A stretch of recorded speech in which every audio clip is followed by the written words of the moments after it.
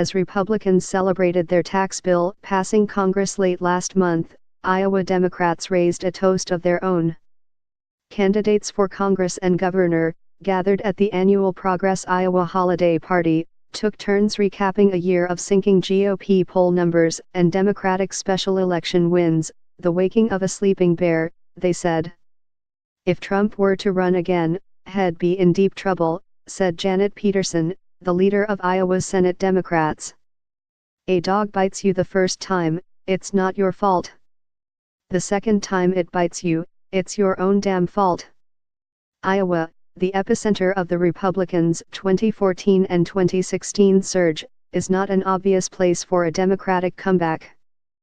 Unemployment, sinking under 4% when Donald Trump won the state, has fallen to 3%. Iowa's Republican delegation to Washington voted for the tax cut bill with no qualms or protests.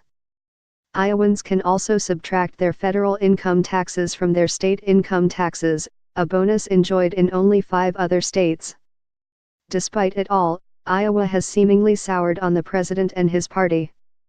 The end-of-year Iowa poll, an industry standard conducted by Des Moines-based Seltzer & Co., found Trump with just 35% approval in the state. Only 34% of Iowans said they would back Republicans for Congress in 2018, and 61% said they were turned off by politics altogether. The discrepancy between the rosy economic picture and the public's distaste for Trump in Iowa has confounded both parties and complicated one of the major political stories of the decade, the Republican romp through the Midwest. On a busy weeknight at the Five-Star Lanes bowling alley in this Detroit suburb that voted heavily for President Donald Trump, there was little excitement about the Republican plan to cut taxes. A 60-year-old retiree bowling with a group of girlfriends said she's tired of the middle class having to. On a busy weeknight at the Five-Star Lanes bowling alley in this Detroit suburb that voted heavily for President Donald Trump, there was little excitement about the Republican plan to cut taxes. A 60-year-old retiree bowling with a group of girlfriends said she's tired of the middle class having to. Why Iowa has turned against Trump and Republicans is a mystery that both parties are eager to figure out ahead of the 2018 midterms, looking to understand whether it's an aberration or a sign of a greater political trend.